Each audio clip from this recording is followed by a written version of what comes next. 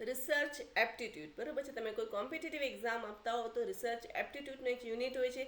બેચલરમાં હો, માસ્ટરમાં હો, કોઈ કોર્સ વર્ક માટે હો, તેમાં રિસર્ચ મેથોડોલોજી તરીકે સબ્જેક્ટ હોય છે. ખાલી નામ અલગ અલગ છે, બટ અંદરનું કોન્ટેન્ટ, એની વિષય વસ્તુઓ સેમ જ હોય છે, રાઈટ. હવે જો તમે બેચલરમાં એડમિશન લીધું હોય અને તમને બિલકુલ રિસર્ચ ન આવડતું હોય તો તમને ઝીરો લેવલથી આ સિરીઝમાં સ્ટાર્ટ કરીશ અને તમને એકદમ, જેને પ્રો લેવલ કહેવાય, એક હાઈએસ્ટ લેવલ કહેવાય, એ રીતનું દરેકે દરેક વસ્તુ રિસર્ચમાં આવતી હોય તમને સમજાવી દઈશ. તમે કોઈ પણ બેચલર માટે તૈયારી કરતા હો, કોઈ પણ માસ્ટર માટે તૈયારી કરતા હો, ડોક્ટરેટ ડિગ્રી માટે તૈયારી કરતા હો, યુજીસી નેટ માટે તૈયારી કરતા હો, જીસેટ માટે તૈયારી કરતા હો, કે કોઈ પણ જગ્યાએ તમને રિસર્ચ આવતું હોય તો તમારું આ વન સ્ટોપ સોલ્યુશન થઈ જશે, જેમાં તમને રિસર્ચનું દરેકે દરેક વસ્તુઓ તમને જાણવા મળશે. તમને કહ્યું ને, એના અર્થથી કરીને પ્લેજિયારિઝમ સુધી, એની પ્લેજિયારિઝમની ટાઈપ કેટલી છે, શું છે, કેવી રીતે મળે છે, દરેકે દરેક વસ્તુ તમને, સિરીઝ ઓફકોર્સ લાંબી થશે પણ તમને જોઈતી દરેકે દરેક વસ્તુ અહીંયા મળી જશે. તો આજનો જે ક્લાસ છે દેટ ઇઝ અબાઉટ રિસર્ચના પ્રકારો, types of research or methods of research, બરાબર છે. એનો પાર્ટ 1 આપણે ઓલરેડી કરી લીધો છે. આજે પાર્ટ 2 છે, તો એ જોઈ લઈએ. જો આપણે ગઈકાલના ક્લાસમાં on the basis of objective, on the basis of outcome એટલે કે ક્લાસિફિકેશનથી, okay, on the basis of logic અને on the basis of process, આ ચારના આધારે એનું એને જે પ્રકારો હોય છે એના જે વિભાગીકરણ થાય છે, કયા કયા પ્રકારો છે, તો એ ચાર જે મેઇન વસ્તુ છે એના આધારે એનું ક્લાસિફિકેશન થતું હોય છે, એનું વિભાગીકરણ થતું હોય છે. On the basis of objectives, એના હેતુઓના આધારે કઈ રિસર્ચ છે, તો એમાં આવે એક્સપ્લોરેટરી, અન્વેષણાત્મક હોય છે, ડિસ્ક્રિપ્ટિવ એટલે કે વર્ણનાત્મક હોય છે, કોરિલેશનલ સંબંધાત્મક, સહસંબંધાત્મક હોય છે, ઇનફેક્ટ એક્સપેરિમેન્ટલ પ્રાયોગિક રિસર્ચ હોય છે, અને એક્સપ્લેનેટરી રિસર્ચ, રાઈટ. એટલે આ જે 5 છે એ on the basis of objective છે. હવે આઉટકમ એટલે કે એને જે રિઝલ્ટ આવે, પરિણામ આવે, એના આધારે રિસર્ચની તમારી ટાઈપ હોય, દેટ ઇઝ બેસિક એટલે કે પાયાનું શાસ્ત્રીય સંશોધન હોય છે, અપ્લાઇડ એટલે કે વ્યવહારુ, અને એક્શન રિસર્ચ દેટ ઇઝ ક્રિયાત્મક સંશોધન, બરોબર છે. અને ઓલરેડી આ ત્રણેય વસ્તુ તમને મેં સમજાવી દીધી છે. ગઈકાલના ક્લાસમાં મેં તમને આ વસ્તુઓ સમજાવી હતી, રાઈટ. હવે on the basis of logic, એમાં 2 ટાઈપ આવે છે, દેટ ઇઝ ઇન્ડક્ટિવ અને ડિડક્ટિવ ટાઈપ ઓફ રિસર્ચ, આ 2 આવી છે. અને on the basis of process, right, એમાં ક્વોન્ટિટેટિવ અને ક્વોલિટેટિવ, ક્વોન્ટિટેટિવ એટલે કે સંખ્યાત્મક અને ક્વોલિટેટિવ એટલે કે ગુણાત્મક, આ 2 ટાઈપ થશે રિસર્ચની, રાઈટ. હવે તમે કોઈ પણ રિસર્ચ કરતા હો તો તમારી ટાઈપ ઓફ રિસર્ચ હોય, તો રિસર્ચ મેથડ કઈ છે તમારે સ્પેસિફાઈ કરવાનું હોય છે. અને મેં તમને ત્યારે પણ કહેલું કે ઘણી વખત કોઈ એક રિસર્ચમાં 2 થી 3 ટાઈપ આવતી હોય છે, બરોબર છે. હવે આજે નંબર 2 ઓલરેડી થઈ ગયું છે. હવે આ 3માંથી કરશું, કયું કરશું એ હું તમને આગળના સ્લાઇડમાં કહું. જો એ પહેલાં હું તમને એક વાત કરું કે હું અને મારી ફ્રેન્ડ અમે એપલ લેવા ગયા હતા, બરાબર છે. મેં એક શોપ ઉપર ગઈ, ત્યાંથી મેં એપલ લીધા, એને બીજી જગ્યાથી એપલ લીધા. મેં 1 કિલો એપલ લીધા, એણે પણ 1 kg. ઓફકોર્સ આમાં તો વધારે લાગે છે, બટ એને 1 કિલો છે એવું સમજી લીધું. આ છે મારા એપલ અને આ છે મારી ફ્રેન્ડના એપલ, રાઈટ. હવે જુઓ, મેં જોયા, મેં પછી એપલ મેં જોયા ત્યારે મને થયું કે ઓકે, મારા એપલ તો એના કરતાં ઓછા છે, તો મારી નંબર ઓફ એપલ્સ એનો જે આ 1 કિલો છે, મારા 1 kilo, but number of apples જોઈએ તો ઓછા લાગે, બિકોઝ મારા એપલ કેટલા છે, મોટા છે. કેવા છે? મોટા છે, બરોબર છે. આની જે સાઇઝ છે એ નાની છે, મારી જે એપલની સાઇઝ છે મોટી છે, એટલે ઓફકોર્સ મને ઓછા લાગશે એપલ, રાઈટ. પછી જો મારા એપલનો કલર જોયું, કારણ કે મારા જે મેં 300માં લીધા હતા અને એણે જે એપલ લીધા હતા 200માં, ઓફકોર્સ આપણે કમ્પેરિઝન કરીએ કે એક જ વસ્તુ છે, છતાં કેમ ભાવમાં આટલો ફેર થયો? તો મારા એપલ સાઇઝમાં મોટા હતા. પછી મારો જે એપલનો કલર હતો એ એકદમ સરસ હતો, રેડ કલરનો હતો, બરાબર છે. એના જુઓ મિક્સ એપલ છે, રાઈટ. હવે જુઓ, મારા એપલમાં બધા જ એપલ દેખાવામાં સરસ છે, વ્યવસ્થિત છે, એ રીતે એક પણ એપલ મને બગડેલું નથી લાગતું. જ્યારે આમાં અમુક એપલ બગડેલા લાગ્યા, મને સ્ટેલ લાગ્યા, ઓકે, થોડાક આમ ખરાબ થઈ ગયા, દાગવાળા લાગ્યા.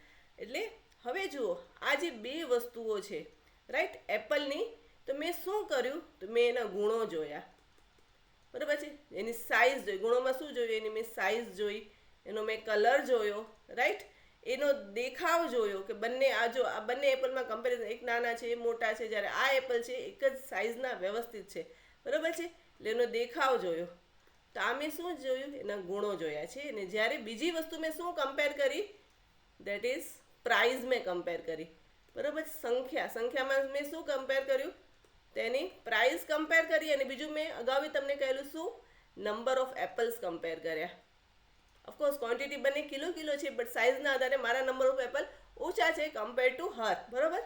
તો નંબર ઓફ એપલ્સ મેં કમ્પેર કર્યા, બરાબર છે. હવે જ્યારે ગુણોની વાત આવે ત્યારે આપણે કયું સંશોધન કરીએ છીએ, દેટ ઇઝ ગુણાત્મક સંશોધન, એટલે ક્વોલિટેટિવ રિસર્ચ. અને જ્યારે સંખ્યાની વાત આવે, નંબર્સની વાત આવશે, બરાબર છે, ત્યારે કયું આવશે, ક્વોન્ટિટેટિવ રિસર્ચ. ક્લિયર? સંખ્યાત્મક રિસર્ચ આવશે, સંખ્યાત્મક સંશોધન આવશે.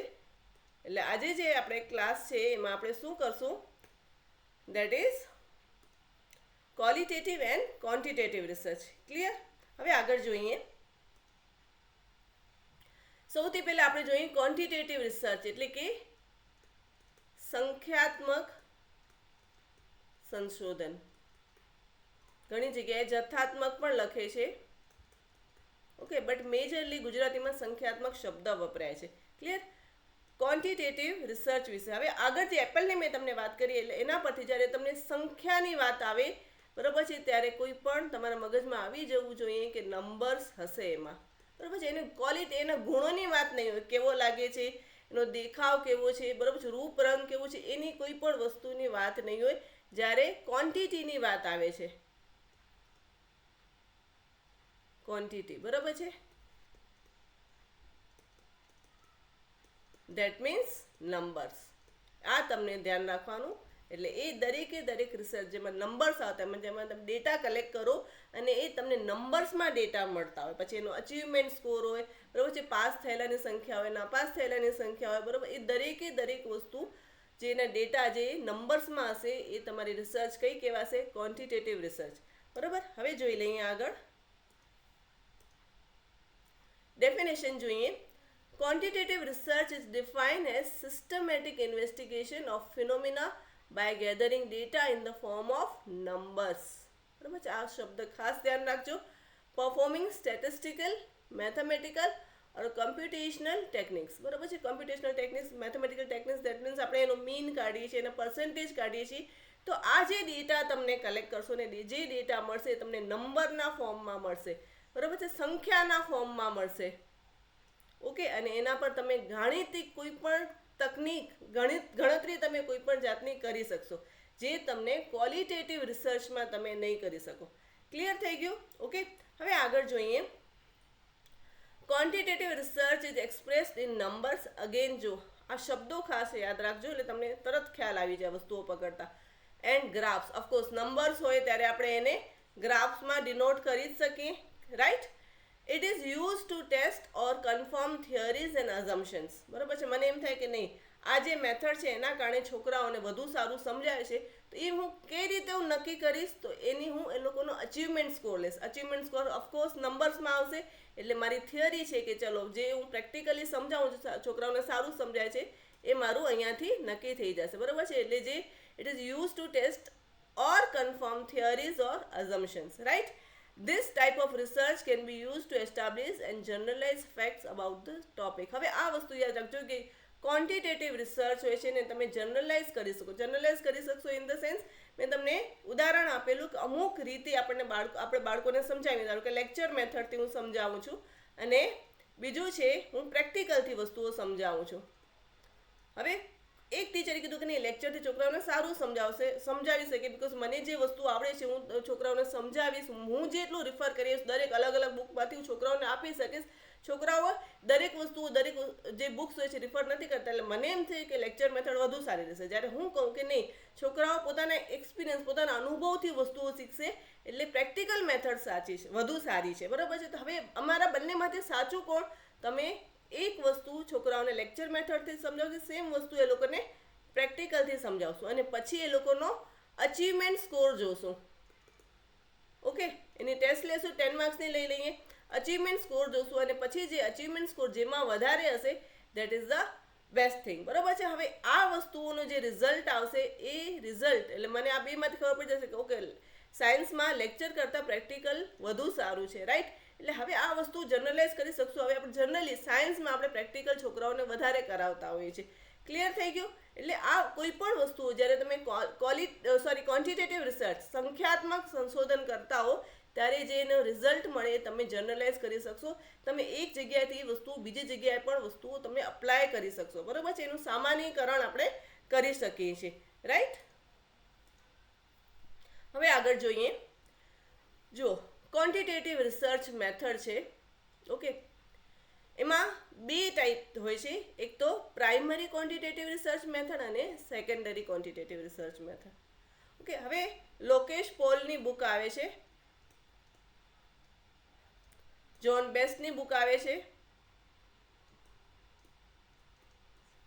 એ ઉપરાંત ઘણી બધી રિસર્ચની બુક આવે છે. બધી વસ્તુઓ રિફર કરીને મેં જેટલું મેક્સિમમ વસ્તુઓ તમારી માટે લઈ શકું કે તમને કોઈ બુક રિફર ના કરવી પડે અને છતાં પણ તમને દરેકે દરેક વસ્તુ ઇન ડેપ્થ સમજણ પડે. એટલે હું અલગ અલગ બુક્સ રિફર કરીને એમાંથી હું બધી વસ્તુઓ લઈ આવું છું કે તમને એક ધારો કે ક્વોલિટેટિવ અને ક્વોન્ટિટેટિવનો આઈડિયા તો તમને આ ક્લાસ પૂરો કરો ત્યાં સુધી તમને ખ્યાલ આવી જ જવું કે અહીંયા આમાં ક્વોન્ટિટેટિવ આવશે, આમાં ક્વોલિટેટિવ આવશે. ઓકે, તો હવે જુઓ, આમાં આપણે જોઈ લઈએ ક્વોન્ટિટેટિવ રિસર્ચ મેથડ. તેમાં પ્રાઇમરી ક્વોન્ટિટેટિવ રિસર્ચ મેથડ હોય છે અને સેકન્ડરી ક્વોન્ટિટેટિવ રિસર્ચ. હવે બંનેમાં શું ફેર છે? ઓકે, હવે સિમ્પલ લેંગ્વેજમાં હું તમને સમજાવું કે જ્યારે હું ડેટા કલેક્ટ કરીશ, બરાબર છે, મેં તમને કીધું કે આજે ક્વોન્ટિટેટિવ અને ક્વોલિટેટિવ માટે ડેટા જોઈએ છે, રાઈટ? તો જ્યારે હું ડેટા કલેક્ટ કરીશ ત્યારે જે વ્યક્તિ પાસેથી ડાયરેક્ટ હું ડેટા કલેક્ટ કરીશ, ઓકે, આ શબ્દ યાદ રાખજો, ડાયરેક્ટલી ડેટા કલેક્ટ કરીએ ત્યારે એ પ્રાઇમરી ક્વોન્ટિટેટિવ રિસર્ચ મેથડ થશે. અને જ્યારે ડેટા ઇનડાયરેક્ટલી કલેક્ટ કરીશ ત્યારે એ સેકન્ડરી રિસર્ચ મેથડ આવશે. ક્લિયર? હવે ડાયરેક્ટ અને ઇનડાયરેક્ટ કેવી રીતે એ આપણે જોઈ લઈએ. ડાયરેક્ટમાં કઈ કઈ આવશે? તો સર્વે રિસર્ચ આવશે, ઓકે, ક્રોસ સેક્શનલ આવશે, ઓકે, પછી લોન્જિટ્યુડનલ લંબગત જેને રિસર્ચ તમે કહો છો એ.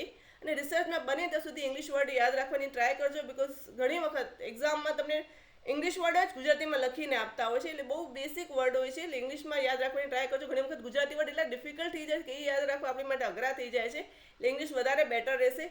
કો રિલેશનલ, સહસંબંધાત્મક, ઓકે, કોઝલ કમ્પેરેટિવ રિસર્ચ અને એક્સપેરિમેન્ટલ રિસર્ચ. ઓકે, આ બધી જે એમાં તમે જે ડેટા કલેક્ટ કરશો એ તમને ડાયરેક્ટ ડેટા, જે તમારું સેમ્પલ હશે, સેમ્પલનું યુનિટ હશે, જે વ્યક્તિ હશે એનું યુનિટ કહેવાય. બરોબર છે? સેમ્પલ એટલે પોપ્યુલેશન છે, તો એનો આટલો ભાગ જે છે સેમ્પલ થયો ધારો કે, તેમાં જે દરેક વ્યક્તિ હશે એને શું કહેવાય? એને યુનિટ કહેવાય. ઓકે, હવે હું આ યુનિટ પાસે, એ વ્યક્તિ પાસેથી ડાયરેક્ટ ડેટા કલેક્ટ કરીશ તો એ જે છે એ પ્રાઇમરી રિસર્ચ આવશે ને એમાં આ બધી રિસર્ચ મેથડ આવશે. ક્લિયર થઈ ગયું? હવે જો સેકન્ડરી ક્વોન્ટિટેટિવ રિસર્ચ મેથડ, એમાં શું શું આવે? તેમાં ઇનડાયરેક્ટ શબ્દ મગજમાં રાખવાનો, બરાબર છે? તો એમાંથી જ્યારે હું ડેટા લઈશ એની માટે કોઈ પણ રિસર્ચ માટે, તો ત્યારે હું ડેટા ક્યાંથી કલેક્ટ કરીશ? તો એ યુનિટ હશે એની પાસેથી ડેટા કલેક્ટ નહીં કરું. હું ક્યાંથી કરીશ? Data available on the internet. Internet પર મને ઘણો બધો ડેટા મળી જાય છે, તો ત્યાંથી હું કલેક્ટ કરી લઈશ, રાઈટ? પછી પબ્લિક લાઇબ્રેરીઝમાંથી હું ડેટા કલેક્ટ કરીશ. ઘણા બધી બુક્સ હોય છે, ગવર્મેન્ટ બહાર પાડતી હોય છે, એ બુક્સ ત્યાં અવેલેબલ હોય છે, તેમાં મને ડેટા મળી જાય. અને એ ડેટા, દેટ મીન્સ મેં ડાયરેક્ટ યુનિટ પાસેથી કલેક્ટ નથી કર્યું, મેં કોઈક સોર્સ પરથી મેં ડેટા કલેક્ટ કર્યું છે, તો એ સેકન્ડરી થશે. એજ્યુકેશનલ ઇન્સ્ટિટ્યૂટ એ પણ પોતે પણ સર્વે કરતી હોય છે, તો એનો જે ડેટા રેડીમેડ મને મળશે એ મારી રિસર્ચમાં હું વાપરીશ. ઓકે, પછી ગવર્મેન્ટ અને નોન ગવર્મેન્ટ એનજીઓ પાસે પણ ડેટા હોય છે, ગવર્મેન્ટ જે હોય છે એની પાસે, ઓર્ગેનાઇઝેશન પાસે પણ ડેટા હોય છે, ત્યાંથી હું ડાયરેક્ટ કલેક્ટ કરીશ ડેટા. ઓકે, અને કોમર્શિયલ ઇન્ફોર્મેશન સોર્સિસ, જે ન્યૂઝપેપર હોય છે એમાં ડેટા હોય છે, ટીવીમાં આવતો હોય છે ડેટા, આ જે બધા ડેટા છે મેં ડાયરેક્ટ યુનિટ પાસેથી કલેક્ટ કર્યો નથી, મેં કોઈક થર્ડ પર્સન, ઓકે, એના બીજા વ્યક્તિ પાસેથી મેં અથવા બીજા સોર્સમાંથી મેં ડેટા કલેક્ટ કર્યો છે, તો એ મારો ડેટા સેકન્ડરી થશે અને ઓલવેઝ ઇનડાયરેક્ટ હોય છે, રાઈટ? હવે તમે કહો કે મેમ એ પ્લેગિયરિઝમમાં ન આવી જાય, એ ના આવે, બીકોઝ તમારી રિસર્ચનો તમે ખાલી ડેટા ત્યાંથી લો છો, તમારો વિષય તો અલગ જ છે ને, એટલે પ્લેજરિઝમમાં, સાહિત્ય ચોરીમાં આ વસ્તુ ના આવે. ને ઇનફેક્ટ તમને જ્યાંથી તમે આ ડેટા કલેક્ટ કર્યો હોય એનો સોર્સ પણ તમને બતાવવો પડે, એટલે આ વસ્તુ પ્લેજરિઝમમાં કે સાહિત્ય ચોરીમાં ના આવે. હવે આગળ જોઈએ.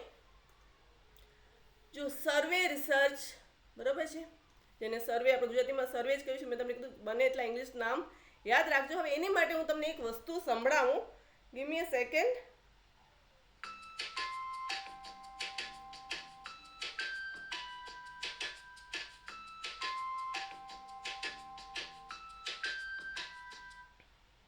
ઓકે, હવે આ જે વસ્તુ છે એ તમે ક્યાં સાંભળો છો? એક ચેનલ પર, તમે એક વેબસાઇટ પર તમે સાંભળતા હશો, અને એ જે શું છે, શેનું મ્યુઝિક છે? સર્વેનું મ્યુઝિક છે. અને જનરલી આપણે ત્યાં જઈને નીચે એક બટન હોય છે સ્કીપ સર્વે, આપણે એ વસ્તુ કરીને એ સર્વે સ્કીપ કરી દેતા હોઈએ છીએ. તો સર્વે કઈ રીતે, તમે કહેજો કે આ મ્યુઝિક ક્યાં વાગે છે, કઈ વેબસાઇટ પર તમે જાઓ છો, તમને આ મ્યુઝિક સાંભળો. આપણે બહુ ફેમસ મ્યુઝિક છે. ઓકે, હું પણ ઘણી વખત બહુ ઉતાવળમાં હોઉં તો સ્કીપ સર્વે મોસ્ટલી આપણે એ જ કરી દેતા હોઈએ છીએ, પણ એમાં પણ સર્વે થાય છે, રાઈટ? હવે સર્વે છે શું?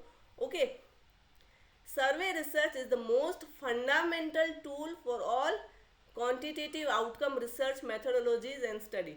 ઓકે, ક્વોન્ટિટેટિવ એટલે કે જથ્થાત્મક અથવા તો સંખ્યાત્મક રિસર્ચ માટે સર્વે કરવામાં આવે છે, right? Survey used to ask question to a sample of respondent using various types such as online polls, online survey, paper questionnaires, website, intercept survey etcetera. Okay, હવે આ મેં તમને જે વેબસાઇટ પર બતાડ્યું, આ મ્યુઝિક વાગે છે ને ત્યારે સર્વે હોય છે, અને એમાં હોય છે કે તમે કઈ પેસ્ટ વાપરો છો. નીચે તમને ઘણા બધા નામ આપેલા હોય, બરાબર છે? કોલગેટ છે, ક્લોઝઅપ છે, પેપ્સોડન્ટ છે, એના સિવાય ઘણા બધા હોય. અને ઘણી વખત નન ઓફ ધ અબાઉ પણ આપેલું, કે તમે આમાંથી કોઈક નવી જ વાપરતા હોય તો એ વસ્તુઓ વાપરેલી હોય. તો આપણે એ જે હોય છે એ ઓનલાઈન સર્વે હોય છે, રાઈટ? એ ઉપરાંત ઘણી વખત પીએચડીમાં, ત્યારે તો કોરોના પછી મોસ્ટલી આપણે ગૂગલ ફોર્મ જ ભરાવી દઈએ છીએ, બટ પેપર સર્વે પણ હોય છે. આપણે પેપર ઉપર આખો ક્વેશ્ચનર ટાઈપ કરાવીએ અને એ પ્રિન્ટ આઉટ આપણે જે પણ રિસ્પોન્ડન્ટ હોય છે એને આપીએ છીએ, તો એ પણ એક ટાઈપ ઓફ સર્વે થયું, રાઈટ? હવે એનું એક્ઝામ્પલ દઈએ, દરેક વસ્તુ તમને એક્ઝામ્પલથી સમજાવશે, તમને ખ્યાલ આવી જાય. Okay, study the expectation of the student of grade 10th of Ahmedabad in their from their teacher. અમદાવાદના ધોરણ 10ના વિદ્યાર્થીઓની તેમના શિક્ષકો પાસેથી અપેક્ષાઓનો અભ્યાસ કરવાનો. તો બરોબર છે, એમાં તમે સર્વે કરશો કે તમને શિક્ષકો પાસે તો એ દરેક તમે વસ્તુ એના ઓપ્શન્સ આપેલા હશે ને છોકરાઓ ટીક કરશે. તો આ એક ટાઈપનો સર્વે થયો, રાઈટ? હવે આગળ જોઈએ. હવે બીજું છે ક્રોસ સેક્શનલ. તો એ પણ શેમાં આવશે? ક્રોસ સેક્શનલ પણ આવશે તમારો ક્વોન્ટિટેટિવ, સંખ્યાત્મક રિસર્ચમાં આવશે. હવે શું છે એ તમને કહું તો cross sectional surveys are observational surveys conducted in situation where the researcher intend to collect data from the sample of the target population at the given point of time. આ શબ્દ ખાસ યાદ રાખજો, બરાબર છે? એક સ્પેસિફિક ટાઈમ પીરિયડમાં જ મારે ડેટા કલેક્ટ કરવો હોય ત્યારે ક્રોસ સેક્શનલ આવશે, બિકોઝ એનો હજી નાનો ભાઈ આવે છે, એટલે આ વસ્તુ યાદ રાખજો. ગિવન પોઈન્ટ ઓફ ટાઈમ ત્યારે ક્રોસ સેક્શનલ આવશે. બીજો એક આ ટાઈપની જ રિસર્ચ છે, એમાં ટાઈમનો ઉલ્લેખ નથી, તો એ બીજો આવશે, એ આપણે આગળ જોશું, બરોબર છે? ક્રોસ સેક્શનલ, આ કેક તમારી માટે નથી મારો બર્થડે કંઈ, આ તો ખાલી સમજાવવા માટે જ છે. ઓકે, હવે જુઓ, આ જે કેક હોય છે, આપણે ત્યાં કેક હોય છે, આપણે કેક કટ કરીએ છીએ, તો ઉપરનું લેયર આવે છે, નીચે જેલી પણ આવી જશે, ઉપર એની ચેરી પણ આવશે, નીચેનું લેયર પણ આવશે. તો આપણે શું કરીએ છીએ? એને ક્રોસમાં કટ કરીએ છીએ, એટલે દરેકે દરેક વસ્તુ આવી જાય છે, રાઈટ? હવે એ રીતે જ જ્યારે એક્ઝામ્પલમાં જોઈએ તો study of the emotional maturity of the students of grade 9 to 12.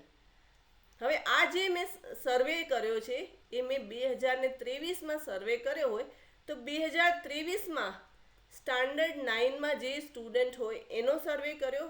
હવે એ ઉપરાંત કોનો કર્યો? સ્ટાન્ડર્ડ 10માં 2030, આ યર યાદ રાખજો, અત્યારે 2023માં. ઓકે, અને આ જે છે સ્ટાન્ડર્ડ 11થના અને સ્ટાન્ડર્ડ 12th, આ ચાર છોકરાઓ, ચાર ધોરણના છોકરાઓ, but at the same point of time. That means 2023માં જે નવમામાં ભણતા હશે એ છોકરાઓ 2023માં જે 10માં મતલબ એનાથી બીજા છોકરાઓ હશે, એટલે અમારા સેમ્પલ અલગ અલગ થઈ જશે, બટ મારી જે ટાઈમ ફ્રેમ છે એ સેમ રહેશે, બરાબર છે? એનો ઇમોશનલ મેચ્યોરિટીનો અભ્યાસ કરું છું. તો આ જે છે ક્રોસ સેક્શનલ થયો.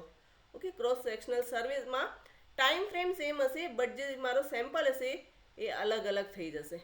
ક્લિયર થઈ ગયું? હવે એનો જે મેં તમને નાનો ભાઈ કહ્યો તો એ જોઈ લઈએ.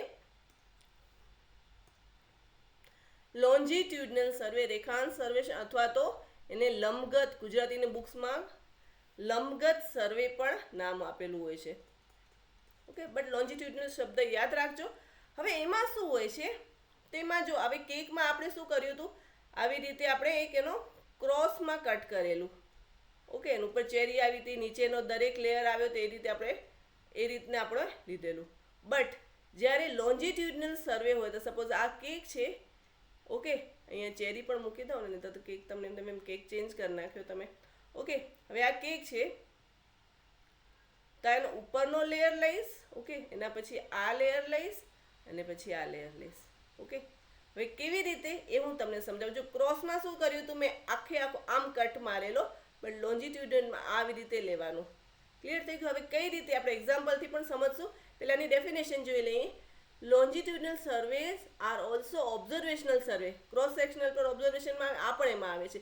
But unlike cross sectional surveys, cross sectional સર્વેથી થોડા કે અલગ છે, એના જેવા નથી.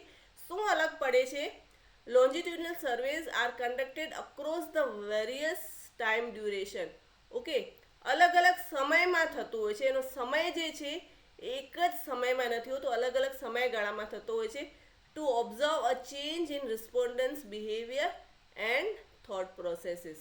Okay, this time can be say days, months, years or even in decades. બરાબર છે? આ જે સમય જે છે આપણે કહીએ અલગ અલગ સમયમાં, આ દિવસોમાં પણ હોય, કોઈક તમારી રિસર્ચ એવી હોય તો મહિનામાં પણ હોય ને, ઘણી વખત લાંબી રિસર્ચ હોય. વેક્સિન માટે રિસર્ચ કરતા હો તો એ વર્ષો સુધી રિસર્ચ ચાલતી હોય છે. જ્યારે વેક્સિન શોધાતી હોય છે ત્યારે એ રિસર્ચ ઘણા વર્ષો, 2 વર્ષ, 5 વર્ષ, ઇવન 10 વર્ષ સુધી રિસર્ચ થતી હોય છે. અને એના પર જ્યારે દર્દી હોય છે જેને તમે આપતા હો છો તો તમે એના રિએક્શન્સ જોતા હો છો કે એનામાં બોડીમાં શું ચેન્જીસ થયા હતા. આ જે હોય છે એ વર્ષો સુધી ચાલતું હોય છે, રાઈટ? એટલે એ જે સ્ટડી હોય છે લોન્જિટ્યુડનલ, લંબગત, લાંબા સમય સુધી ચાલતી હોય એવો સર્વે હોય છે, રાઈટ? હવે એક્ઝામ્પલ જુઓ. આ જ વસ્તુ જે આપણે આગલી સ્લાઇડમાં ક્રોસ સેક્શનલમાં લીધું એ જ વસ્તુનું એક્ઝામ્પલ છે. Study of emotional maturity of the students of grade 9 from 2019 to 2022. That means છોકરાઓ જ્યારે સ્ટાન્ડર્ડ 9માં હતા ત્યારે મેં 2019માં ત્યારે એ ડેટા લીધો. પછી આ જ છોકરાઓ જ્યારે 10થમાં જતા રહ્યા ત્યારે 2020નો ડેટા લીધો, એની જ પાસેથી એનો ઇમોશનલ મેચ્યોરિટીનો જે મેં એની ટેસ્ટ લીધી. ઓકે, પછી 11થમાં આવ્યા ત્યારે એ છોકરાઓ 2021માં હતા, બરાબર છે? અને 12થમાં, દેટ મીન્સ 2022. એટલે મારા જે રિસ્પોન્ડન્ટ હતા, સેમ્પલ હતો મારો, એ સેમ રહ્યો છે. ઓકે, જ્યારે ક્રોસ સેક્શનલમાં એવું ન થાય ત્યારે 2019માં જે 9માં હોય, 2020માં જે પણ હોય એ અલગ અલગ થઈ જાય, બરાબર છે? ત્યારે સેમ્પલ બદલે છે, બટ અહીંયા સેમ્પલ મારો સેમ રહે છે. એ વસ્તુ યાદ રાખજો. ઓકે, તો આ તો આપણે બંને શીખ્યા, જે લોન્જિટ્યુડનલ અને ક્રોસ સેક્શનલ સર્વે. અને આ બંને ક્વોન્ટિટેટિવ, સંખ્યાત્મક તમને ડેટા મળશે આમાં. હવે આગળ જોઈ લઈએ. કોરિલેશનલ રિસર્ચ, સહસંબંધાત્મક રિસર્ચ જેને કહેવાય છે. હવે શું છે? A correlational research design investigate relationship between variable without researchers controlling or manipulating of any of them. Okay, તમને જ્યારે તમે એની વેરિયેબલ્સને તમે એનું કોરિલેશન, એનો સંબંધ ચેક કરો છો ત્યારે તમે કંટ્રોલ કે મેનિપ્યુલેટ નથી કરવાનો, બિકોઝ આ વસ્તુ શેમાં થશે? એ એક્સપેરિમેન્ટલમાં થશે. ઓકે, તો તમે બંનેનો સંબંધ ચકાસો, બંને વચ્ચે સંબંધ ચકાસશું આપણે. A correlation reflect the strength and or direction of the relationship between two or more variables.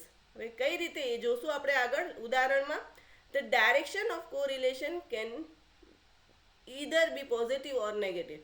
એટલે કાં તો આ જે છે પોઝિટિવ સહસંબંધ હોય અથવા તો નેગેટિવ હોય, ઓકે, અથવા તો 0 હોય. ઓકે, એટલે આ ત્રણમાંથી ગમે તે સહસંબંધ હોઈ શકે. અને સહસંબંધ યાદ રાખવું ઓલવેઝ -1 to +1, આની વચ્ચે જ સહસંબંધનો તમને જે મળે આંકડા -1 to +1 વચ્ચે જ મળે. હવે જુઓ, જ્યારે એનું કોરિલેશન નેગેટિવ ક્યારે હોય, પોઝિટિવ ક્યારે હોય અને 0 કોરિલેશન ક્યારે હોય એ આપણે સમજીએ. તો જુઓ, relation between education and crime rate. જેમ ભણતર વધશે, બરાબર છે? ભણતર વધે એટલે આપણામાં સમજ શક્તિ વધે, દરેક વસ્તુ સમજીએ તો ત્યારે ક્રાઇમ રેટ શું થશે? જેમ મારું ભણતર વધતું ગયું એમ ક્રાઇમ રેટ શું થયો? ઘટતો ગયો, બરાબર છે? જેમ જેમ દેશમાં તમે જુઓ કે ઘણા બધા દેશ છે ત્યાં ભણવાનું, એજ્યુકેશનનું પ્રમાણ ખૂબ ઓછું છે, તો ક્રાઇમ રેટ ખૂબ વધારે હોય છે. એટલે જેમ આ વસ્તુ વધે, આ એજ્યુકેશન છે અને આ જે છે એ ક્રાઇમ રેટ છે, જેમ આ વસ્તુ વધશે એમાં ક્રાઇમ રેટ ઘટતો જશે. તો બંને વચ્ચે કયું રિલેશન છે? નેગેટિવ રિલેશન છે. ઓકે, નેગેટિવ કોરિલેશન છે, રાઈટ? હવે જુઓ, મની અને લાઈફ લક્ઝરી, જેમ પૈસા વધશે તેમ લાઈફમાં લક્ઝરી વધશે, બરાબર છે. હવે એક સમયે કોઈ એક ફેમિલી હતું, એની આવક 50,000 હતી, અને પછી અમુક વર્ષો પછી એ ફેમિલીની આવક 1,50,000 થઈ ગઈ, તો એની લાઈફસ્ટાઈલમાં ફેર આવી જશે, રાઈટ. એટલે આ બંને વચ્ચે જેમ મની વધે, ઓકે, તેમ લક્ઝરી શું થશે, વધશે. અને જેમ પૈસો ઘટતો જાય, કોઈનો ન થાય એવું આપણે ઈચ્છીએ કે ક્યારે લાઈફમાં કોઈનો પૈસા ન ઘટે, બટ યસ, કોઈક એવા સિચ્યુએશન આવી જાય ને જ્યારે પૈસામાં અછત આવતી જાય, પૈસા ઘટતો જાય, ત્યારે આપણી લક્ઝરી પણ શું થાય છે, ઘટતી જાય છે, બરોબર. એટલે આ જે કોરિલેશન થશે એ શું થશે, બંને વચ્ચે પોઝિટિવ, કે આ વધે છે ત્યારે આ વધશે, જો આ ઘટશે તો આ ઘટશે, તો બંનેનું રિલેશન કેવું થશે, પોઝિટિવ. બંને સેમ ડાયરેક્શનમાં જશે, ઉપર જશે તો ભેગા જશે ને નીચે આવશે તો ભેગા આવશે, તો એ પોઝિટિવ રિલેશન હોય છે. જ્યારે આ શું છે, આ એક ઉપર જશે તો બીજો નીચે આવશે, ત્યારે એવા રિલેશનને શું કહેવાય, નેગેટિવ રિલેશનશિપ કહેવાય. અને બીજું ઝીરો કોરિલેશન, એ શું છે, being a richest person and happiness. હવે ઘણી વખત આપણે એમ થયું આની પાસે કેટલો બધો પૈસો છે, કેટલો સુખી છે, પણ એવું જરૂરી નથી. પૈસા અને ખુશ રહેવા સાથે કોઈ સંબંધ નથી. ઘણી વખત ખૂબ જ ગરીબ હોય પણ બહુ જ મોજમાં જીવતા હોય, અને ઘણા બહુ જ પૈસાવાળા હોય, ખૂબ જ પૈસો હોય, લક્ઝરી કાર હોય, મોટા મોટા બંગલા હોય, બહુ બધી પ્રોપર્ટી હોય, પણ છતાં એનું એટલું ટેન્શન હોય કે એ લોકો પાસે હેપીનેસ નથી હોતી. તો પૈસા અને તમારી હેપીનેસ વચ્ચે શું છે, કોઈ રિલેશન નથી. આ તો આપણે ધાર લીધું છે કે પૈસો હોય તો સુખી થવાય, અને પૈસો ન હોય તો દુઃખી થવાય, એવું હોતું જ નથી, ઓકે. તો તમારી રિચનેસ છે, તમારા પૈસા અને તમારી વેલ્થ છે, અને તમારી ખુશી છે, એ વચ્ચે શું રિલેશન છે, ઝીરો કોરિલેશન છે. આઈ હોપ તમને કોરિલેશન સમજાઈ ગયું હશે. હવે ઘણી વખત આજે બધા હું તમને રિસર્ચ સમજાવું છું, અત્યારે મારો મેઇન ટાર્ગેટ શું છે, ક્વોલિટેટિવ અને ક્વોન્ટિટેટિવ તમને સમજાવવાનો, રાઈટ. બટ ઘણી વખત આ દરેક વસ્તુઓ તમને જ્યારે 10 માર્ક્સમાં તમને જ્યારે બેચલર તો માસ્ટર ડિગ્રીમાં પૂછાય ત્યારે બહુ ડિટેલમાં તમને પૂછાય છે. તો આ ફરીને આ દરેકે દરેક રિસર્ચ એના સ્ટેપ શું છે, એના ફાયદા શું છે, અને ગેરફાયદા શું છે, દરેક વસ્તુ તમને એક રિસર્ચને હું સમજાવીશ. બટ અત્યારે આપણો મેઇન ટાર્ગેટ છે ક્વોલિટેટિવ અને ક્વોન્ટિટેટિવ, તો એની માટે જે સમજણ તમને જરૂરી છે એટલો ઓવરવ્યૂ હું તમને કરાવી દઉં છું, રાઈટ. હવે આગળ જોઈ લઈએ કોઝલ કમ્પેરેટિવ, કારણ તુલનાત્મક સંશોધન, બરોબર છે. It is also known as expose facto. Causal comparative research હોય અથવા તો એક્સપોઝ ફેક્ટો રિસર્ચ, બંને સેમ જ છે.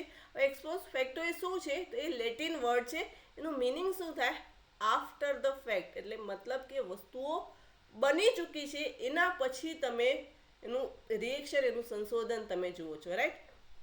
In this type of research, investigator attempt to determine the cause or consequences of differences that already exist between or among the group of individual. Okay, ઉદાહરણથી તમને સમજાવું.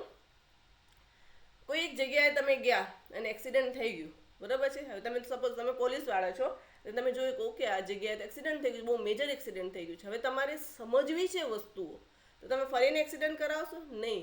તમે આજુબાજુવાળા જે હશે હાજર, એના શું કહેવાય, એને ચશ્મદીદ ગવાહ, જેને આપણે પિક્ચરમાં અને સિરિયલોમાં સાંભળતા હોઈએ છીએ, એને તમે પૂછશો. બટ એ વસ્તુ તમે ફરીને રેપ્લિકેટ નહીં કરાવી શકો, ફરીને એ વસ્તુ એ ઘટના બનાવી નહીં શકો, બરાબર છે. ઘણી વખત આ પોલીસમાં થતું હોય છે, એ લોકો ડમી બધી વસ્તુઓ કરાવે છે, બટ એકચ્યુઅલ વસ્તુ એ સીન ફરીને તમે રિયલમાં ના કરાવી શકો, બસ તમે ડમીમાં કરાવી શકો, આવી રીતે થયું હશે, આવી રીતે એ વસ્તુ જાણવા માટે. બટ એ ફરીને તમે રિપીટ, એક્સિડન્ટ તમે ફરીને રિપીટ ન કરાવી શકો. દેટ મીન્સ કે જે ફેક્ટ, જે વસ્તુ બની ગઈ છે એના પછી જે રિસર્ચ કરવામાં આવે છે, જે વસ્તુ તમે ફરીને રેપ્લિકેટ નહીં કરી શકો, ત્યારે જે આવશે that is causal comparative or ex post facto research. અને એમાં જે ડેટા મળશે that will be your quantitative, સંખ્યાત્મક ડેટા તમને મળશે, બરાબર છે. એનું એક્ઝામ્પલ તમે જોઈએ, the impact of drugs on ટીનેજમાં ઘણી વખત કોલેજમાં એવી રીતે થતું હોય છે કે છોકરાઓ ડ્રગ્સ લેવાનું ચાલુ કરી દે છે, તો એના પછી એની હેલ્થ ઉપર, એના મેન્ટલ સ્ટેટ ઉપર શું અસર થશે, કેટલા છોકરાઓને શું થયું છે, બરાબર છે. તો આ જે વસ્તુઓ છે, તો એ જે તમને ડેટા મળશે, એ તમે સંખ્યાત્મક ડેટા જે કલેક્ટ કરશો, ઓકે, તો એ વસ્તુ શેમાં આવશે, એ કોઝલ કમ્પેરેટિવ. એમાં તમે ફરીને કોઈ આ વસ્તુઓને એની અસર જોવા માટે તમે ફરીને આ વસ્તુ તમે રેપ્લિકેટ નહીં કરી શકો કે કોઈ છોકરાને ડ્રગ અપાવીને નહીં, આ વસ્તુઓ ન થાય. એટલે ફેક્ટ ઓલરેડી બની ગઈ છે, અને પછી એની જ્યારે તમે સંખ્યાત્મક માહિતી મેળવશો કે છોકરા, ઓકે, જે કોલેજમાં જે એક્સ જે નંબર છે એટલા છોકરાઓએ ડ્રગ્સ લીધું હતું, એના પછી જે તમને જે આ જે ડેટા મળ્યો કે આ લોકોનું કેરિયર, એ લોકો રિહેબમાં ગયા અને એનું સારું બંધ થઈ ગયું, ને અમુક જે છોકરાઓ છે X2 તમને જે નંબર મળ્યો કે આ છોકરાઓનું કરિયર એ લોકો આગળ ભણ્યા નહીં ને એ લોકોને ત્યારે ફાઇનાન્શિયલી પણ બહુ જ હાલત ખરાબ છે, તો તમને આ જે નંબર્સ મળશે that will be your quantitative data, તમારો સંખ્યાત્મક ડેટા મળશે, રાઈટ. એટલે કોઝલ કમ્પેરેટિવ અથવા એક્સપોઝ ફેક્ટોમાં હંમેશા વસ્તુ યાદ રાખવી કે વસ્તુઓ બની ગઈ હોય છે, પછી એ વસ્તુઓને તમે ઓબ્ઝર્વ કરીને આ તમે ડેટા મેળવો છો. That is again your quantitative survey, quantitative data, right. એના પછી આવશે પ્રાયોગિક સંશોધન, એક્સપેરિમેન્ટલ. એમાં તો ઓફકોર્સ તમને જે ડેટા મળશે એ સંખ્યાત્મક જ મળશે. હવે શું છે એ જોઈ લઈએ. A research carried out in a specific environment that is created by controlling external or extraneous variable in order to examine the effect of one or more IVs, that is તમારો independent variable, તમારો જે સ્વતંત્ર ચલ, okay, એની અસર કોના પર? Dependent variable, that means ડીવી, એટલે કે પરતંત્ર ચલ પર તમે એની અસર તપાસતા હો તો ત્યારે જે ડેટા મળશે એ અગેન તમને સંખ્યાત્મક ડેટા મળશે. ઓકે, હવે એક્ઝામ્પલ જુઓ. સ્ટડી ઇફ નહીં આવે, સ્ટડી ઓફ આવશે, કરેક્ટ કરી લેજો.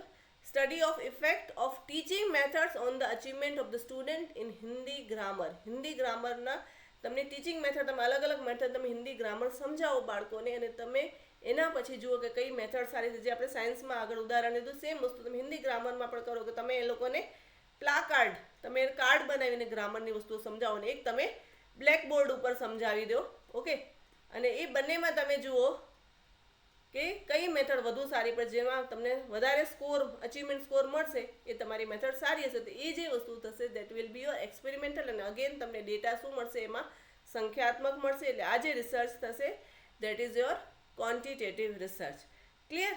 હવે આ જે બધો ડેટા તમને મળશે એ તમને શેમાં મળશે? પ્રાઇમરી સોર્સ પરથી મળશે.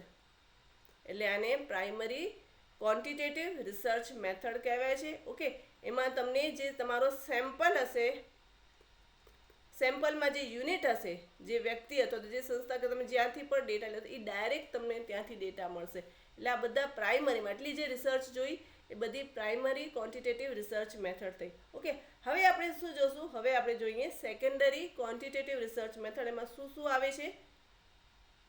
ઓકે, આ સેકન્ડરી ક્વોન્ટિટેટિવ રિસર્ચ ઓલરેડી શું શું આવે છે તો આપણે ડિસ્કસ કર્યું છે, પણ થોડુંક વધારે ડેપ્થમાં જોઈ લઈએ જેથી તમને દરેક વસ્તુઓ ક્લિયર થઈ જાય.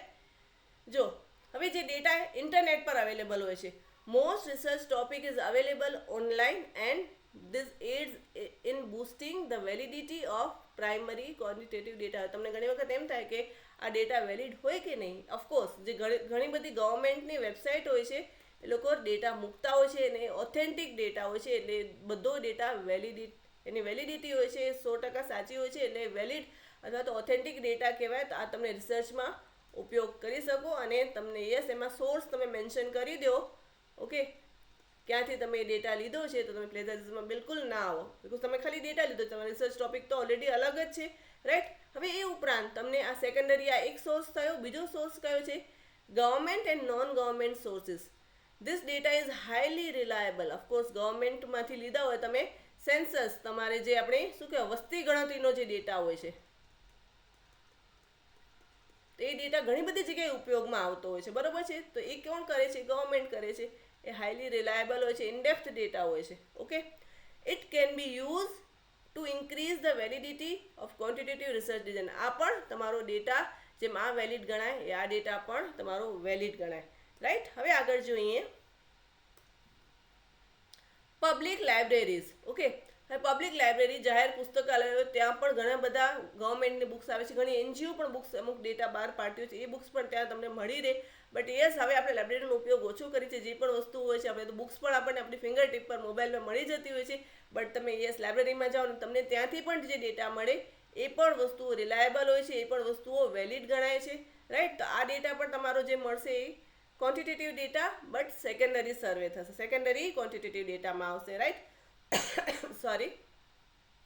એ પછી આવે છે એજ્યુકેશનલ ઇન્સ્ટિટ્યૂટ. ઘણી બધી શૈક્ષણિક સંસ્થાઓ અમુક ટાઈપના સર્વે કરાવતી હોય છે. ઇવન એ લોકોને ડિસ્ટ્રિક્ટ ઓફિસ ડીઓમાં અમુક વસ્તુઓ મોકલવાની હોય છે, અમુક આંકડાઓ મોકલવાના હોય છે. તો એ જે તમને ડીઓમાંથી પણ મળી જાય એ બધી વસ્તુઓ. ઓકે, ઘણીવાર 10thનું રિઝલ્ટ હોય છે, 12thનું રિઝલ્ટ, તમે એ ટાઈપનું સર્વે કરતા હો તો તમે દરેક સ્કૂલોમાં ન જાઓ ને તમે ગાંધીનગરમાં જાઓ ને ત્યાંથી તમને જો ડેટા મળી જાય તો એજ્યુકેશનલ ઇન્સ્ટિટ્યૂટમાંથી ડેટા મળે એ તમને રિલાયબલ અને સાચો ડેટા હોય છે ને ઇનડેપ્થ ડેટા હોય, દરેક વસ્તુઓ તમને ડિટેલમાં મળી જાય છે, રાઈટ. બટ યસ તમને અમુક એની પરમિશન્સ લેવી પડતી હોય છે. ઓકે, તો આ જે બધો ડેટા થશે આ સેકન્ડરી થયો પબ્લિક લાઇબ્રેરીનો, અહીંયા એજ્યુકેશનલ ઇન્સ્ટિટ્યૂટનો ડેટા જે તમને, બિકોઝ તમે એ ડાયરેક્ટ સેમ્પલ પાસેથી નથી લીધો તો આ ડેટા સેકન્ડરી થશે, રાઈટ. હવે કમર્શિયલ ઇન્ફોર્મેશન જે તમને લોકલ ન્યૂઝપેપરમાં મળતી હોય, જર્નલમાં મળતી હોય, મેગેઝિનમાં મળે, રેડિયોમાં, ટીવી સ્ટેશનમાં, એ દરેક વસ્તુઓ તમને અવેલેબલ હોય છે. અમુક તમારો સબ્જેક્ટ એવો, રિસર્ચ ટોપિક એવો હોય તો તમને એનો પણ તમને એને લગતો ડેટા તમને મળી જતો હોય છે. તો આ વસ્તુઓ પર રિલાયબલ હોય છે, રાઈટ. તમને સોર્સિસને એક ઓથેન્ટિસિટી ચેક કરી લેવી, બિકોઝ તમે જ્યારે લોકલ ન્યૂઝપેપરમાં જોતા હો તો એક વખત ચેક કરી લેવું, બટ એ ડેટા પણ કન્સિડર થતો હોય છે. તો આ બધો જે ડેટા હોય છે that is secondary quantitative research. Okay, આ એમાં આવી જશે. ક્લિયર થઈ ગયું? ઓકે, હવે આની કેરેક્ટરિસ્ટિક તમને ખબર કેમ પડે કે ક્વોન્ટિટેટિવ ડેટા જે છે એ કઈ રીતે, એની કેરેક્ટરિસ્ટિક શું છે? તો આ જે ક્વોન્ટિટેટિવ રિસર્ચ હોય છે એમાં જે ડેટા કલેક્ટ કરવામાં આવે છે સ્ટ્રક્ચર્ડ ટૂલથી કલેક્ટ કરવામાં આવે છે. દેટ મીન્સ તમારો ક્વેશ્ચનાયર હોય છે, ઓકે, પછી તમારો ઓપિનિયન પોલ હોય છે, ઓકે. એક સ્ટ્રક્ચર્ડ એમાં જો સપોઝ ઇન્ટરવ્યૂ લેતા હોય તો એ ઇનફોર્મલ ઘણી વખત થઈ જતું હોય છે, બટ જ્યારે આ તમને ડેટા મળે સ્ટ્રક્ચર્ડ ટૂલથી, તમે એના પહેલાં એક અભિપ્રાયાવલી તૈયાર કરતા હો, તમે એક પ્રશ્નાવલી તૈયાર કરતા હો, તો એ બધું તમારું સ્ટ્રક્ચર્ડ ટૂલમાં મળશે ડેટા. પછી એમાં ક્લોઝ એન્ડેડ ક્વેશ્ચન હોય છે, એટલે એમાં તમે કોઈ વસ્તુ ડિટેલમાં નહીં કહી શકો. ઘણી વખત તમને હોય છે કે આ વસ્તુ તમે કરો છો તો હા અથવા નામાં, અથવા એવી રીતે નહીં. તો જો તમને અત્યારે મેં તમને પહેલા સર્વેની વાત કરી, તમે કઈ પેસ્ટ વાપરો છો, તમને નીચે 4 ઓપ્શન્સ આપેલા જ હશે, ઓકે. નહીં 4માંથી ન વાપરતો 5મો ઓપ્શન તમને નન ઓફ ધ અબાઉ પણ આપેલો હોય છે, રાઈટ. એટલે એમાં તમારા શું થઈ જાય ક્લોઝ ઇન, એટલે તમે એમાં તમારી રીતે કંઈ મેન્શન ન, તમારી મીન્સ કે જે રિસ્પોન્ડન્ટ હોય એ કંઈ મેન્શન ના કરી શકે. તમને જે ઓપ્શન્સ આપેલા રિસ્પોન્ડન્ટને એમાંથી જ કરવાનું હોય છે. દેટ ઇઝ ક્લોઝ એન્ડેડ ક્વેશ્ચનાયર હોય છે, બરાબર છે. પ્રાયોર સ્ટડીઝના આધારે એનાથી પણ તમને ડેટા મળી જતો હોય છે. ડેટા જે હોય છે એ સંખ્યાત્મક ક્વોન્ટિટેટિવ ડેટા પ્રાપ્ત થશે, અને જ્યારે ક્વોન્ટિટેટિવ ડેટા પ્રાપ્ત થાય તમે એ વસ્તુઓ તમે જનરલાઇઝ કરી શકો, સામાન્યકરણ, મતલબ આ સિચ્યુએશનમાં આ વસ્તુઓ મળી છે તો એ ફ્યુચરમાં તમે બીજી જગ્યાએ પણ એને અપ્લાય કરી શકો, એને સામાન્યકરણ એને કહેવાય, રાઈટ. એટલે આ વસ્તુ ક્લિયર થઈ ગઈ અને કેરેક્ટરિસ્ટિક્સ. હવે ક્વોલિટેટિવ રિસર્ચ શું છે એ આપણે જોઈ લઈએ. ક્વોલિટેટિવ દેટ મીન્સ ગુણાત્મક સંશોધન, ઓકે. જેમાં મેં તમને એપલનું ઉદાહરણ આપ્યું તો બરોબર છે, એમાં ગુણો એનો આકાર, એનો દેખાવ, એનું કદ, બરોબર છે, એ દરેક વસ્તુ, એટલે દેટ મીન્સ એના શોર્ટમાં કહું તો એના ગુણો, એની ક્વોલિટી કેવી છે એ વસ્તુઓ મેન્શન કરે એ ક્વોલિટેટિવ રિસર્ચમાં આવશે, બરોબર છે. એમાં નંબર્સ નહીં આવે, એમાં ગ્રાફિકલ તમે પ્રેઝન્ટેશન નહીં કરી શકો, એ બધી વસ્તુ એમાં ન થાય. એ બધું જે સંખ્યાત્મક રિસર્ચ હોય એમાં થાય છે. હવે જોઈ લઈએ આપણે કે એમાં શું શું આવે છે. ક્વોલિટેટિવ રિસર્ચ એટલે શું? Focuses on obtaining data through open ended question, ઠીક છે. હવે પહેલામાં શું હતું, જે સંખ્યાત્મક હતું એમાં ક્લોઝ એન્ડેડ, કે જ્યારે આમાં ઓપન એન્ડેડ મીન્સ કે ઇન્ટરવ્યૂ લેતી હું તમને પૂછું કે તમે કોઈક સંસ્થામાં કામ કરો છો અને મારે એનો કેસ સ્ટડી કરવો છે, તમે ત્યાં ટીચર છો તો હું તમને પૂછું કે તમારો આ સંસ્થામાં અનુભવ કેવો રહ્યો, તો તમે એ વસ્તુ મને ડિટેલમાં સમજાવશો, તો એ જે વસ્તુ થશે એ શું થશે, ઓપન એન્ડેડ થશે, ઓકે. જો તમને એ રીતે પૂછી લઉં તમે આ સંસ્થામાં કેટલા વર્ષ કામ કર્યું, 5 કે 10, તો તમે કહો 10, તો એ શું એ ક્લોઝ એન્ડેડ થઈ ગયું. એમાં તમે વધુ વિસ્તારથી કંઈ નથી કહેતા, બટ ઓપન એન્ડેડમાં તમે પૂરેપૂરું વર્ણન કરી શકો, રાઈટ. તો એને ઓપન એન્ડેડ કહેવાય ને. ઓલવેઝ ક્વોલિટેટિવમાં આવશે, ગુણાત્મક સંશોધનમાં આવશે. એન્ડ કન્વર્ઝેશનલ કમ્યુનિકેશન એટલે વાતચીત થતી હોય, જ્યારે ઇન્ટરવ્યૂ થતો હોય ત્યારે જ આપણે કેવું હોય ઓપન એન્ડેડ ડેટા મળતો હોય છે, right.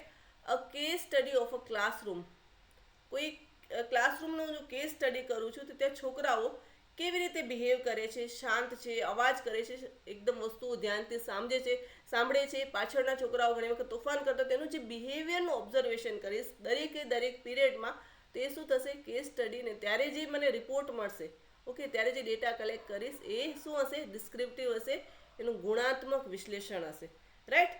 The important method and approaches used in qualitative research, એમાં શું આવે તો ઇનડેપ્થ ઇન્ટરવ્યૂ આવશે, ઓકે.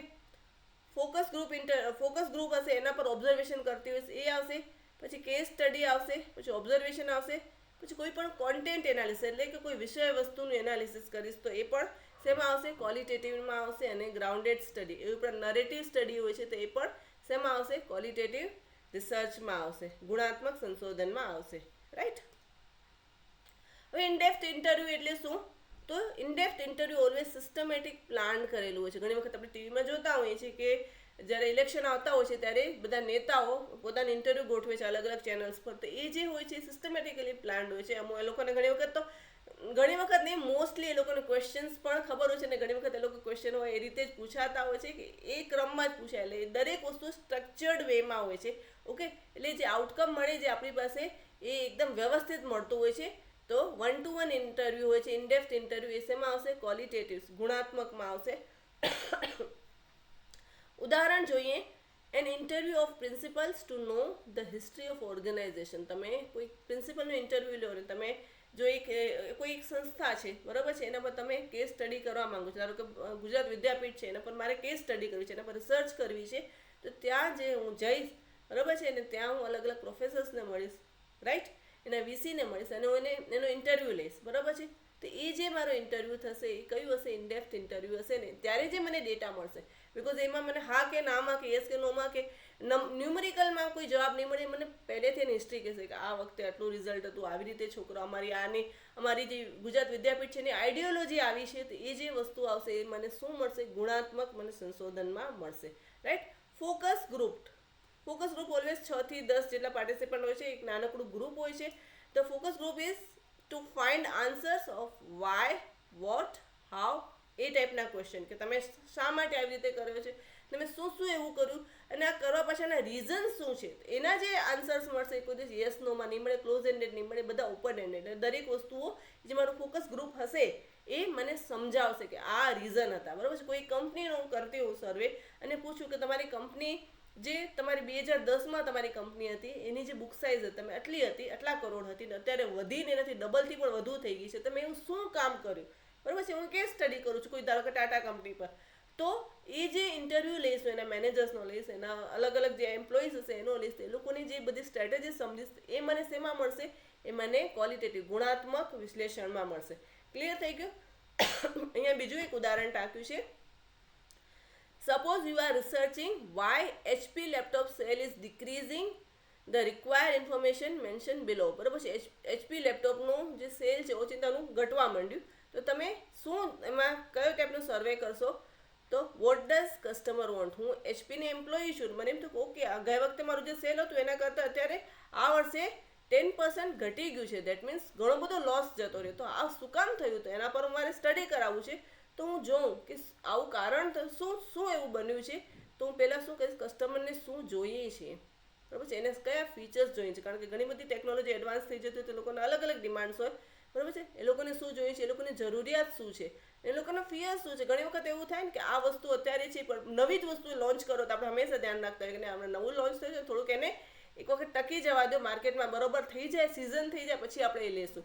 તો એ પણ આપણું એક ફિયર કહેવાય. આપણે એમાં નવી વસ્તુ કોઈ નવો મોબાઈલ કે નવો લેપટોપ આવે તો આપણે થોડુંક 2-6 મહિના એને વેઇટ કરી દઈએ છીએ કે બરોબર ચાલે પછી આપણે લેશું, માર્કેટ રિવ્યૂ લઈશું. તો એ પણ આપણે કસ્ટમરની ફિયર કહેવાય. તો આ દરેક વસ્તુનો સર્વે કરીને જોઉં કે મારામાં 10% આ વખતે કેમ ઘટાડો થઈ ગયો મારા સેલમાં. ઓકે, તો નેક્સ્ટ એના પર હું કામ કરીશ. તો એ જે ડેટા મળશે અગેન એ મને શું મળશે?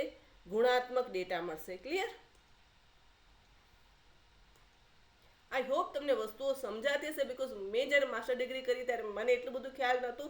બટ યસ, જે મારે યુજીસી નેટની જીસેટની એક્ઝામની તૈયારી કરીને ત્યારે જે એક અલગ લેવલની તૈયારી જોઈએ. બિકોઝ તમારો ઉપર છેલ્લું થોડું ઘણું નોલેજ હોય તો તમે એક્ઝામ ક્રેક ન કરી શકો, બરાબર. થિયરીમાં તમે જે આપણે લખી લઈએ છીએ, બટ જ્યારે વસ્તુઓને એ લોકો એમસીક્યુમાં પૂછે ને ત્યારે વસ્તુઓ ડિફિકલ્ટ થઈ જતી હોય છે. એટલે મેં દરેક વસ્તુઓ દરેક બુક્સ બધી રિફર કરીને મેં જેટલી નોટ્સ બનાવી એમાંથી હું તમને કરાવું છું. એટલે મને એમ છે કે તમને સમજાઈ જતું. ઇન કેસ ન સમજાય કંઈ પણ તો યુ કેન ઓલવેઝ કોમેન્ટમાં મને પૂછી શકો છો.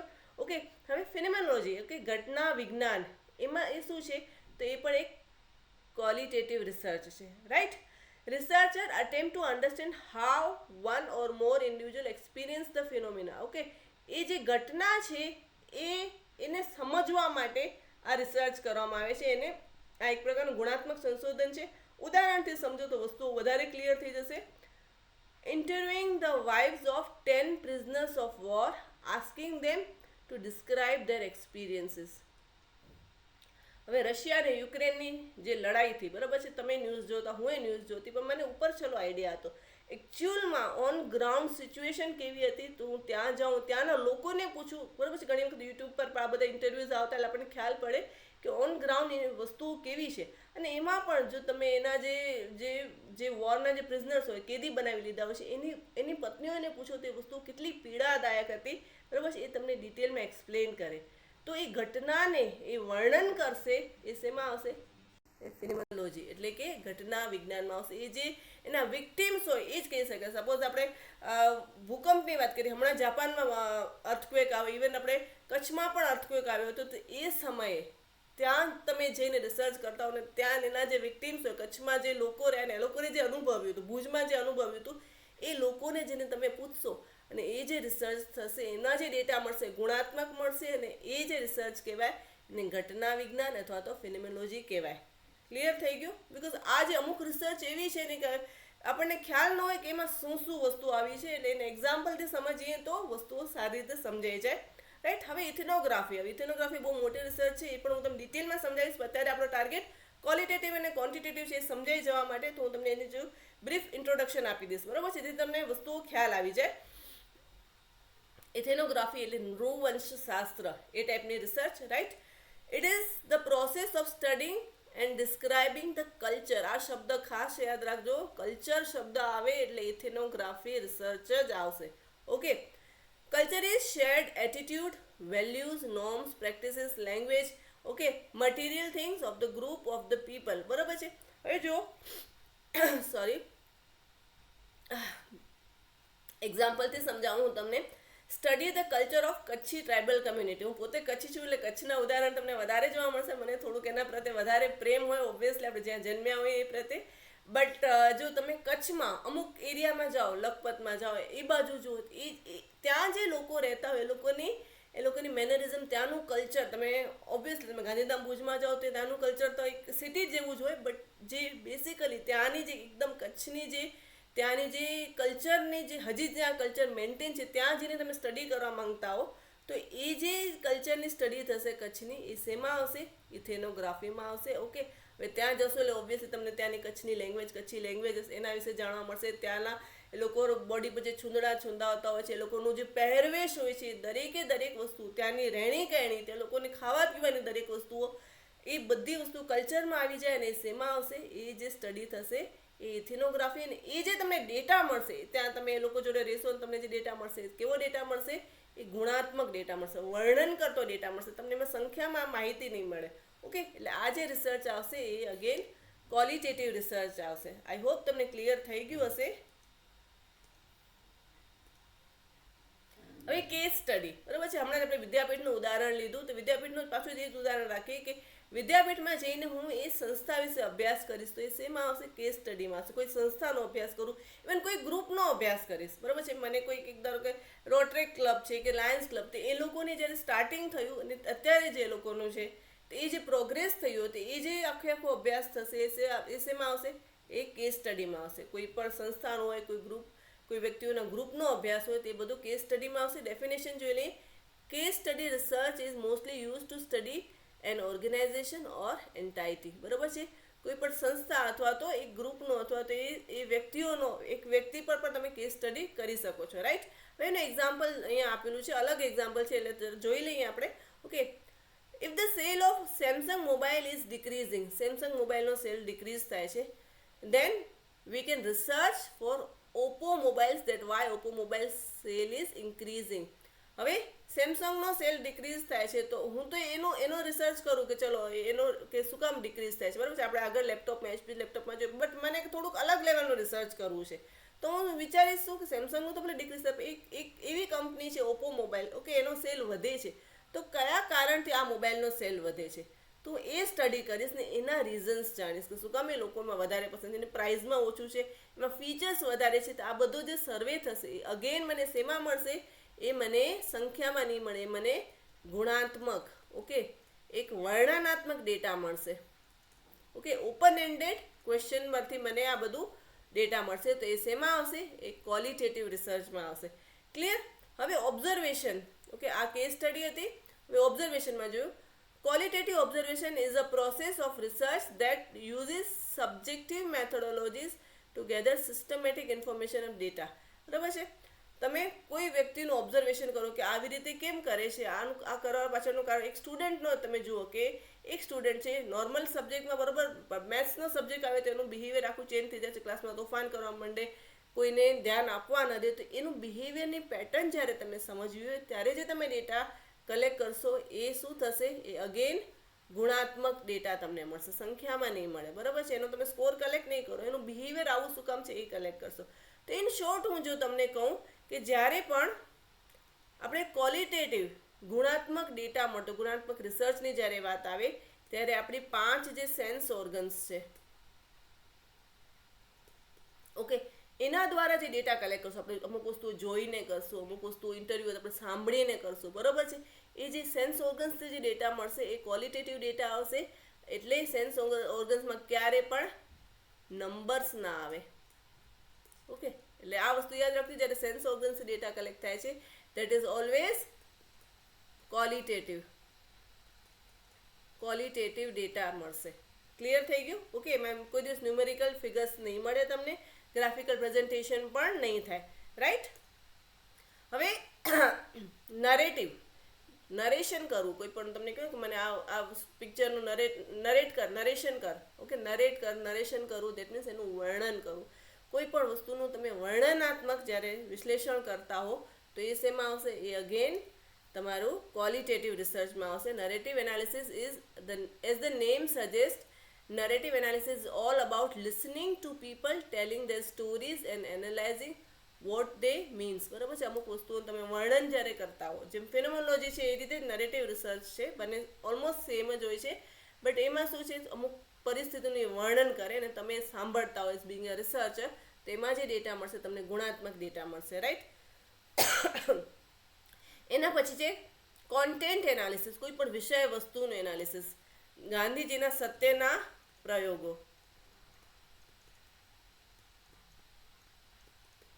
આ જે બુક લીધી અને એનું જો હું એનાલિસિસ કરીશ તો એ શું થશે, એ વિષય વસ્તુનું analysis.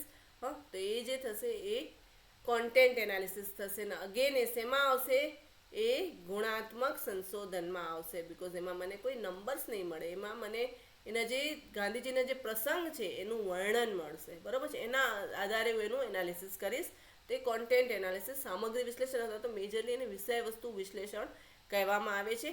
Content analysis is also known as text analysis, right. આ ક્વેશ્ચન તમને યુજીસીમાં પૂછાયેલું કે કોને ટેક્સ્ટ એનાલિસિસ તરીકે કહેવામાં આવે છે. નીચે તમને ઓપ્શન્સ આપેલા છે, તો આ વસ્તુ યાદ રાખજો, okay. This method is a bit different from other qualitative research method. બરાબર છે. એમાં એક વસ્તુનું તમે વિશ્લેષણ કરો છો, એ કોન્ટેન્ટ, એ સામગ્રીનું વિશ્લેષણ કરો છો. બટ અગેન એ છે ક્વોલિટેટિવ ગુણાત્મક વિશ્લેષણ જ છે, બીજા કરતાં થોડી એ અલગ થાય છે, ઓકે. આઈ હોપ તમને ક્વોલિટેટિવ અને ક્વોન્ટિટેટિવ વસ્તુ વિશે ખ્યાલ આવી ગયો હશે. એક વખત આપણે આખા ક્લાસનો ઓવરવ્યૂ લઈ, જેથી તમને વસ્તુઓ તરત બધી સમજાઈ જાય, રાઈટ. હવે આખો ઓવરવ્યૂ જોઈએ તો ક્વોન્ટિટેટિવ રિસર્ચ એમાં શું આવે છે, પ્રાઇમરી આવે છે, સેકન્ડરી આવે છે. પ્રાઇમરીમાં શું હતું, સર્વે હતો, ક્રોસ સેક્શનલ હતો, પછી એનો નાનો ભાઈ હતો એ હતો લોન્જિટ્યુડનલ, બરાબર છે. આ ટાઈમ સેમ ટાઈમમાં હોય છે, આ અલગ અલગ સમયમાં હોય છે, ઓકે. મેં તમને એક વખત આખો ક્લાસ રિવાઇઝ કરી દો. કોરિલેશનલ, એમાં પોઝિટિવ, નેગેટિવ અને ઝીરો કોરિલેશનની વાત કરી હતી. કોઝલ કમ્પેરેટિવ, એટલે વસ્તુઓ બની ગઈ હોય પછી તમે એના પર રિસર્ચ કરતા હો, that is causal comparative or ex post facto experimental research. અમુક જે પરિસ્થિતિ હોય એનું તમે એક્સપેરિમેન્ટ, એમાં વસ્તુઓ તમને એક કંટ્રોલ કરીને તમે રિસર્ચ કરતા હો. તો આ બધો જે ડેટા મળશે તમને પ્રાઇમરી મેઇન સોર્સ પરથી ડાયરેક્ટ ડેટા મળશે, ઓકે. તો આ જે રિસર્ચ છે that is primary quantitative research. Secondary quantitative રિસર્ચમાં શું આવશે, જે ડેટા તમે સેકન્ડરી સોર્સ, બીજા કોઈ પાસેથી, થર્ડ પર્સન પાસે તમે ડેટા લેતા હો ત્યારે સેકન્ડરી આવશે. આ ડેટા ઓલવેઝ કેવો હોય છે, ઇનડાયરેક્ટ હોય છે. તમે જે સેમ્પલનું યુનિટ હોય છે એની પાસે ડાયરેક્ટલી ડેટા નથી લેતા. તમે ઇન્ટરનેટ પરથી લો, તો પબ્લિક લાઇબ્રેરીમાંથી લો, એજ્યુકેશન ઇન્સ્ટિટ્યૂટમાંથી, ગવર્મેન્ટ, નોન ગવર્મેન્ટ, NGO, બરાબર છે, કે કોમર્શિયલ બધા સોર્સિસ, ન્યૂઝપેપર, એમાંથી જે ડેટા મળશે that will be your secondary quantitative data, okay. અને એને સેકન્ડરી ક્વોન્ટિટેટિવ રિસર્ચ મેથડ કહેવાય છે. સોરી, અને ક્વોલિટેટિવ રિસર્ચ મેથડ તેમાં શું હશે, તમને ડેટા જે હશે એ ગુણાત્મક મળશે. ઓકે, નો નંબર્સ, કોઈ નંબર નહીં મળે. ઓકે, નો ગ્રાફિકલ પ્રેઝન્ટેશન, તમે ગ્રાફમાં નંબર્સ ના હોય એટલે તમે ઓફકોર્સ ગ્રાફમાં પ્રેઝન્ટ ન કરી શકો. એમાં શું શું આવશે, 1 સેકન્ડ હું ઇરેઝ કરી લઉં જે તમને બરોબર દેખાય. Okay, in depth interview, 1-to-1 interview થશે. ઓકે, ફોકસ ગ્રુપ, એક ગ્રુપને તમે ફોકસ કરીને એનો ઓબ્ઝર્વ કરો છો એ આવશે. કેસ સ્ટડી, બરાબર, વિદ્યાપીઠનું આપણે ઉદાહરણ લીધું. ઓબ્ઝર્વેશન, અમુક વ્યક્તિઓને તમે ઓબ્ઝર્વ કરો છો ને એનું બિહેવિયરલ પેટર્ન, અમુક છોકરાઓ ક્લાસમાં તોફાન શું કામ કરે છે તો એ જ એક આવશે. એ ક્વોલિટેટિવમાં આવશે. કોન્ટેન્ટ એનાલિસિસ, કોઈ બુકનું એનાલિસિસ કરશો. ગ્રાઉન્ડેડ થિયરી, નરેટિવ રિસર્ચ એ પણ એમાં રહી ગયું છે. એ દરેકે દરેક વસ્તુઓ શેમાં આવશે, ક્વોલિટેટિવ રિસર્ચ મેથડમાં આવશે. તમને ડેટા જે મળશે એ ગુણાત્મક પ્રકારનું મળશે, નંબર્સ નહીં મળે. આઈ હોપ આ ઓવરવ્યુ છે આખે ક્લાસનો તમને ખ્યાલ આવી ગયો હશે. છતાં પણ કંઈ પણ ડાઉટ હોય તો મને તમે ફ્રેન્કલી તમે કોઈ પણ મને કોમેન્ટ કરી શકો છો. હું તમને ટ્રાય કરીશ સમજાવવાની. ક્લાસ તમને ઇન્ફોર્મેટિવ લાગ્યો હોય, કંઈ શીખવા મળ્યું હોય તો લાઇક કરજો, તમારા ફ્રેન્ડ જોડે વસ્તુઓ શેર કરજો. અને યસ, હજી સુધી ચેનલને સબસ્ક્રાઈબ ન કરી હોય તો કરી લેજો. આખી રિસર્ચ મેથોડોલોજી તમને અહીંયા સમજવા મળશે. અને યસ, જીસેટ અને યુજીસી નેટની તો તૈયારી કરાવું છું, તમારી જોડે જોડાયેલા રહેજો તો ઘણી બધી નવી વસ્તુઓ તમને શીખવા મળશે. Bye, take care of yourself.